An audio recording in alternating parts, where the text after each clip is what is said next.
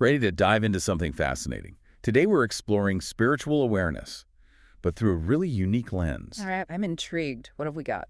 We're looking at a website called The Spiritual Seek and their spiritual awareness test. A test. Okay. So like one of those online quizzes? It's way more than that. Yeah. It's really in-depth and designed to make you think. They even had experts, like in spirituality and psychology, help create it. Huh.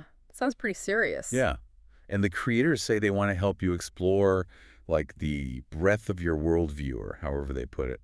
Interesting. Like, it touches on things like good sense versus common sense, and the impact of materialism, even the concept of duality. I'm seeing why you said unique lens now, not your typical awareness test stuff. Right. But before we even get into the test itself, I think we need to kind of step back. What does awareness even mean, like in a spiritual sense? Yeah, good point. Where do we even begin with that? Well, the source uses this analogy, an ant versus a hawk. Imagine an ant just focused on what's right in front of it on the ground. Okay, I can picture that. Now imagine a hawk soaring way up high. It can see, like, the whole landscape. Ah, so it's about perspective, like seeing the bigger picture. Exactly.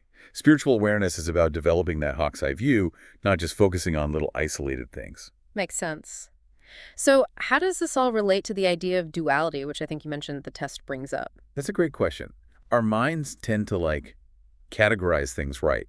Like this versus that, good versus bad. Yeah, we like to divide things up. But awareness challenges us to look beyond those divisions. It helps us see that unity, that connection, underlying all those seemingly separate things. Okay, starting to get a little complex now. So how does a test even begin to measure something like that? Well, it's designed to be pretty in-depth. 33 questions, and get this. Each question has 7 possible answers. Whoa, 7. And each one represents a different level of awareness. It's not just agree or disagree. It's more nuanced than that. Huh. Interesting. So you have to really think about where you fall on that spectrum. Exactly. And in the end, you get a score out of 200. And based on that score, you get 1 of 7 potential outcomes. That's cool. Yeah, and people in the comments, they're saying they really find it insightful. Like, it makes them think differently about themselves and the world. Well, that's promising. So let's actually look at some of the specific areas the test explores. They call them fields of investigation, and they cover a really wide range of stuff. Okay, like what kind of stuff? Give me an example. So one that I thought was interesting was good sense and common sense. Now, you might think those are basically the same thing, right? Yeah, I mean, aren't they? That's what the test challenges you to really examine. What's the difference between them, and how do those concepts connect to your awareness? So how do they actually, like, get at that in the test? They ask some really thought-provoking questions, like, if you found a big pile of money on the ground, what would be your first thought? Oh, yeah. It really makes you think about your values, your instincts. And how you'd react in a real situation, not Yeah. just theory. Right. And how you answer can show you a lot about your awareness in that specific area, not about, like, a right or wrong answer. But about being honest with yourself. Exactly. Another one that stood out to me was instinctuality and self-control. So think about it. What does it mean to move beyond just reacting purely on instinct? That's a good question. How does that tie into spiritual awareness? I'm curious to hear their take on that. Well, one question in this field asks, what makes us, human beings, different from animals? Interesting way to frame it. Like, it makes you think about the role of conscious decision-making, choosing our response rather than just, boom, reacting. Right, we have the ability to pause, to think. Exactly. It's not just about our base desires, you know. We can be self-aware and do that higher level thinking. That's where self-control comes in. Makes sense. It's a choice. Right. And that ability to choose is a huge part of awareness. It helps us move past those limitations of just our animal instincts. So we've got perspective. We've got this idea of moving beyond duality, and now this element of conscious choice. I'm starting to get a clearer picture of what spiritual awareness might actually look like. And there's still more. Another fascinating one is materialism and consumerism. Like, how do our attitudes about the stuff we own influence our awareness? Ooh, that's a big one. How attached are we to all that stuff? Yeah, it's everywhere in our world. And, get this, they use a quote from the movie Fight Club to get you thinking. No way, really? What is it? The things you own end up owning you. Whoa. Powerful. Right. It makes you think about how materialism can really have a grip on us. Yeah, that's a good example of how they bring in these real-world things. It's not just some abstract concept. It Mm. connects to stuff we all deal with, even pop culture. Definitely makes it more relatable. Right. They want to spark your thinking, not just, lecture you on some spiritual principle. So how does this materialism idea actually connect back to awareness? Is it about just getting rid of all your stuff? It's not necessarily about getting rid of everything. It's more about, like, what's our relationship to all that stuff? Oh, I see. Is it bringing us genuine happiness, or are we holding on to it out of fear, insecurity, maybe needing validation from others? That's deep. That's the self-reflection that's key to becoming more aware. That's a really interesting distinction. It's not about the things themselves, but about our attachment to them and what role they play in our lives. Exactly. And I can see how that would impact how we see things, like our ability to see the bigger picture. Totally. If we're always focused on getting more stuff, it's going to cloud how we see the world. We might not see things clearly. Exactly. Okay, so we've covered a lot, like perspective, duality, conscious choice, and now the impact of all that material stuff. But we're not done yet. There's more. Oh yeah, this is just the beginning. There's so much more to explore in these fields of investigation. Each one gives us such a unique look into spiritual awareness. I am hooked. Let's keep going. What else have we got? All right, so let's switch gears a little bit. How about we talk about introversion and extroversion? Okay, interesting. So we're talking personality types now. Well, you might think that at first, but they actually use those ideas to explore something much deeper. See, this is what I love about this test. Oh, It takes these like everyday things and makes you reconsider what they really mean. exactly. It's not just about slapping a label on yourself. So what's the link between introversion and extroversion and spiritual awareness? Well, they asked this question. Imagine these three scenarios. Hmm. Being stuck in a really crowded elevator, having to give a speech to a huge audience, and then being totally alone for a really long time. Okay, I'm getting a little anxious just thinking about those. Right. So the question is, which one would make you the most uncomfortable? I see what you mean. It's about how you process things, how you engage with the world around you. Exactly. It's not about labeling yourself as one or the other. Right. Someone who's really aware might be totally fine in any of those scenarios. Doesn't matter if they're naturally more introverted or extroverted. Right. They're comfortable with themselves regardless. I like that. So it's about recognizing that both have their strengths, and neither one is like inherently better. And maybe even finding that balance between the two. That makes a lot of sense. It's not about forcing yourself to be something you're not. It's about understanding your own tendencies and how those influence your perspective. Okay, so speaking of challenging assumptions, let's look at this one. Religiosity and spirituality. Now, those two get used interchangeably a lot. Yeah, people kind of lump them together. But the test actually makes a clear distinction between them. Oh, that's interesting. How do they separate those out? Well, they ask about the difference between having faith and believing. Like, getting at the heart of your personal experience. Okay, so are you just blindly accepting a bunch of rules, or do you have your own understanding that you've come to through like experience and thinking about it deeply? You got it. So maybe religiosity is more about following those external things, those rituals. And spirituality is about that internal connection to something bigger than yourself. Right. And they're not saying one is better than the other. It's more about figuring out where you fall on that spectrum.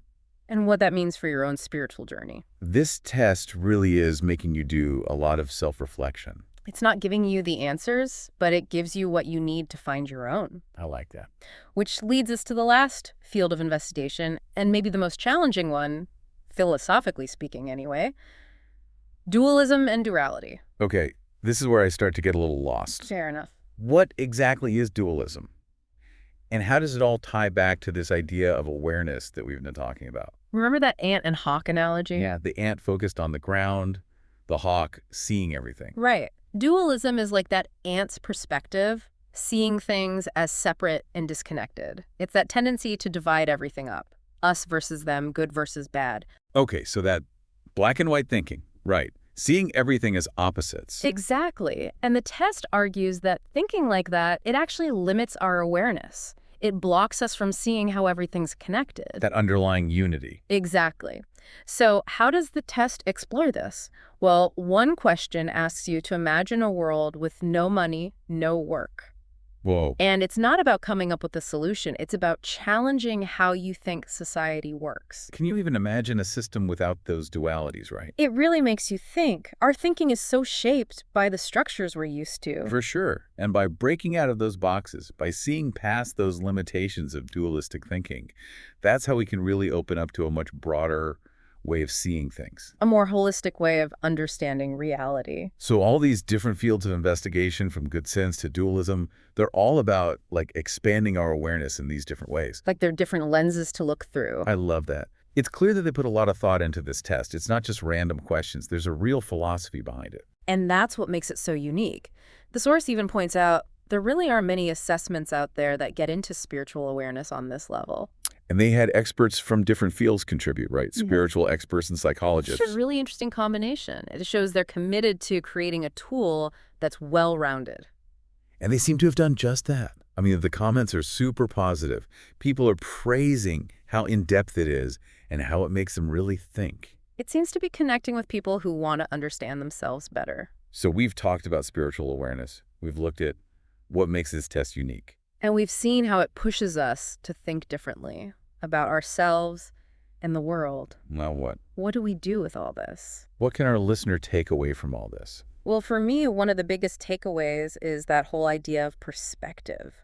Like remembering that hawk's eye view, seeing beyond just what's right in front of us. Definitely. And it can be a powerful shift, changing your perspective like that. It can help us get out of that black and white thinking.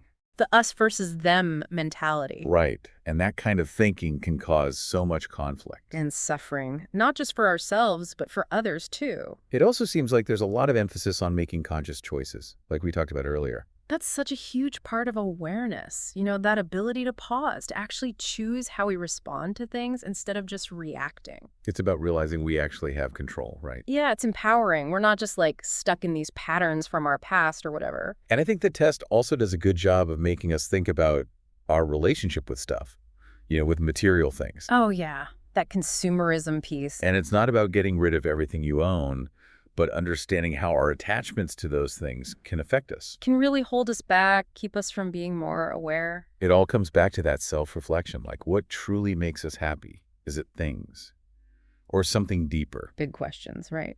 And I think that's what's so great about this test.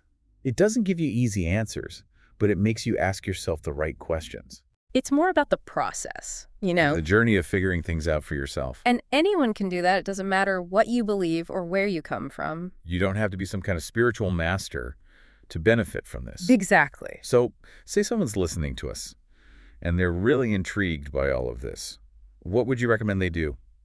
Well, if they really want to dig deeper, find out about their own level of awareness, I'd tell them to go check out the Spiritual Seek website. Take the test themselves. Exactly. It's free and could be a really great way to learn about yourself. And one thing to keep in mind, it's not about getting a perfect score or anything. It's about what you learn about yourself along the way. It's that self-discovery that's really important. And even if someone decides not to take the test, I think we can all benefit from these ideas. Oh, absolutely. Like trying to see things from a wider perspective. Making more conscious choices. Yeah. Really looking at what we're attached to Yeah. and asking ourselves why. It's something we can all keep working on. There's always room for growth. Definitely. And the more aware we become, the more freedom we have to create a life that's, truly authentic, a life that reflects our values. Love that. And to leave you with something to think about, we want to ask you a question. All right, hit us with it. If you were to design your own question, to figure out someone's level of spiritual awareness, what would it be? Ooh, that's a good one. What kind of scenario would you put them in? What would you be looking for in their answer? That's something to really think about. Use that question to kind of guide your own reflections, as you keep exploring and learning. It's a journey, that's for sure. And it's been awesome exploring these ideas with you. Thanks for joining us on this deep dive into spiritual awareness. Absolutely, it's been a pleasure. And remember, the path to awareness is always there. Keep searching, keep asking those tough questions, and keep expanding your perspective. Until next time.